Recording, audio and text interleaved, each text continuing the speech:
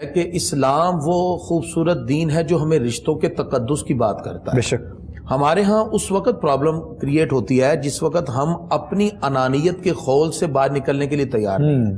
یعنی اگر ایک خاتون کی یہ خواہش ہے کہ میری بیٹی ایسے گھر میں بیاہ کے جائے جہاں کوئی کام اس کو کرنا ہی نہ پڑے, بالکل ایسے. لیکن بہو جو ہے وہ ہر وقت میرے گھر میں کام ہی کرتی رہے, اس کا مطلب ہے کہ ہم نے بہو کو بیٹی سمجھا ہی نہیں. بالکل ایسے. جب یہ معاملات پیدا ہوں گے تو انڈرسٹوڈ ہے کہ گھروں کے اندر ناچاکیاں بڑھیں گی. یہاں ہمیشہ والدین کو چونکہ وہ بڑے ہیں ان کے اندر برداشت کا مادہ زیادہ ہونا چاہیے اور صبر کا بھی, اور اولاد چونکہ بچے ابھی اتنے سمجھدار نہیں ہیں تو سب سے پہلے تو یہ ہے کہ ہمیں ہر چیز کو اس کے مطابق ہی رکھنا چاہیے, تو کبھی بھی ناچاکیاں پیدا نہیں ہوتی. جیسے اولاد ہے, جب آپ ایک بیٹے کی شادی کر رہے ہیں تو ظاہری بات ہے جس بہو کو آپ بیاہ کے لا رہے ہیں اس کی بہت سی خواہشات بھی ہیں, تو اب آپ کو کچھ نہ کچھ وقت اپنا قربان کر کے بیٹے کو دینا پڑے گا. بالکل ایسی. وہ جس گھر سے وہ آ رہی ہے وہ بھی کسی کی بیٹی ہے, کسی کی بیٹی ہے, تو لہذا ان کو چاہیے کہ اپنے دل پہ پتھر رکھیں.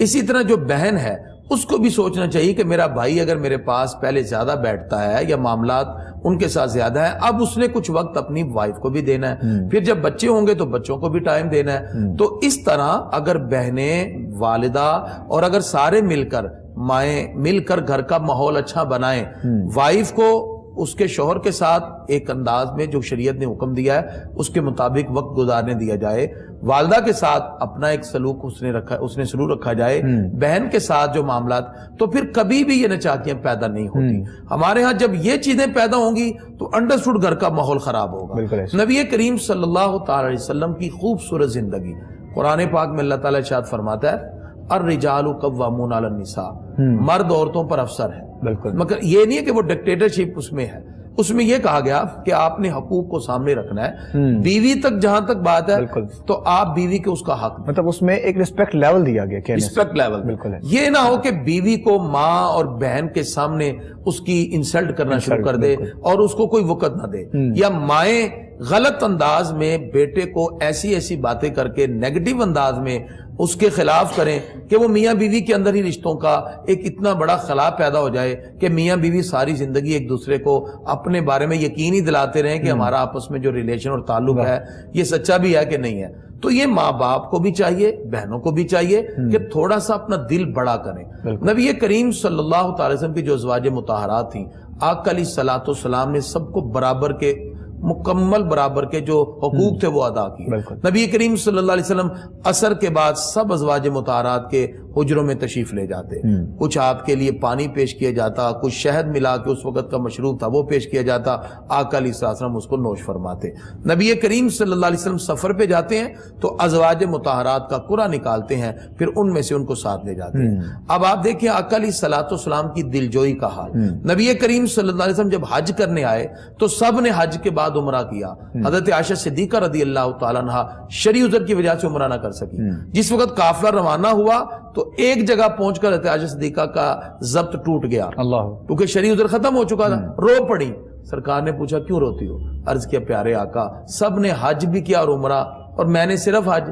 سرکار نے فرمایا یہی رک جاؤ, اور ان کے بھائی کو بلایا اور کہا کہ یہاں سے ابھی ایسے ہی احرام باندھ کے لے جاؤ اور جا کے ان کو عمرہ کروا کے آؤ. آج وہ مسجد عائشہ موجود ہے اور وہیں سے ہم احرام باندھ کے آج بھی عمرہ کر لیتے ہیں, آسانی بھی ہو گئی. اور پھر یہ نبی کریم صلی اللہ علیہ وسلم نے ان کے لیے سارے قافلے کو روک دیا. پھر اسی طرح آقا علیہ الصلوۃ والسلام کی زوجہ حضرت عائشہ صدیقہ طیبہ طاہرہ رضی اللہ تعالیٰ عنہا, ان کا ہار گم ہو جاتا ہے, سفر کے دوران ہے, نماز کا وقت آ گیا. اللہ تعالیٰ نے فرمایا فَلَمْ تَجِدُوا مَاءً فَتَيَمَّمُوا صَعِيدًا طَيِّبًا, پانی نہیں ملتا تو کوئی بات نہیں, پاک مٹی پہ ہاتھ مار کے چہرے اور اپنے ہاتھوں پہ پھیر لو, پاک ہو کے تم نماز پڑھ سکتے ہو. یعنی حضرت عائشہ صدیقہ رضی اللہ تعالیٰ کی برکات قیامت تک کے مسلمانوں کو نصیب ہو گئی. اسی طرح نبی کریم صلی اللہ علیہ وسلم ایک قافلے میں تھے, تنہا تھے. آقا علیہ الصلوۃ والسلام سے حضرت عائشہ صدیقہ نے کہا آپ میرے ساتھ ذرا دوڑ تو لگائیں. نبی کریم صلی اللہ علیہ وسلم چلیں ٹھیک ہے. اب دوڑ لگائی اور آقا علیہ الصلوۃ والسلام حضرت عائشہ صدیقہ سے آگے نکل گئے. اور پھر یہی واقعہ بعد میں بھی ہوا جب آقا علیہ السلام کی عمر مبارک زیادہ ہو چکی تھی. حضرت عائشہ صدیقہ فرماتی ہیں اسی طرح ہم پھر اکیلے تھے اسی مقام پر, یعنی اس میں پردے کا خاص خیال رکھا گیا اور پیار اور محبت کا اظہار تھا, محبت کا اظہار تھا, کیونکہ اللہ تعالیٰ نے جو حکم دیا نا, اللہ تعالیٰ شاہ فرماتا ہے قل للمؤمنین یغضوا من ابصارہم وقل للمؤمنات یغضضن من ابصارہن, مسلمان مردوں کو کہیں وہ بھی اپنی نظریں جھکا کے رکھیں, مسلمان عورتوں کو کہیں وہ بھی اپنی نظریں جھکا کے رکھیں. وہ رشتوں کا پاس, اور ان کے لیے خاص طور پہ حکم آیا یدنین علیہن من جلابیبہن, پیارے محبوب ان کو کہہ دیجئے ازواج مطہرات گھر سے نکلیں تو پردہ کر کے نکلیں, یہ پہچانی نہ جا سکے, ان کی شان اعلیٰ ہے. اچھا دوسری مرتبہ جب ہوا, عائشہ صدیقہ فرماتی ہیں سرکار کا چونکہ وجود بھاری ہو چکا تھا, میں دوڑ میں آگے نکل گئی. اسی طرح عید کا دن ہے, حبشی کچھ تھے مسجد نبی کے باہر, وہ اپنی زبان میں پڑھ کے کچھ نہ کچھ اظہار کر رہے تھے. سرکار نے فرمایا عائشہ جلدی سے آؤ. دیکھو یہ کتنے خوبصورت انداز میں سرکار دو عالم علیہ السلام کا ذکر خیر کر رہے ہیں. سرکار نے ایک صحابی کو بلایا اور پوچھا یہ کیا کر رہے ہیں, کیونکہ حبشی زبان تھی.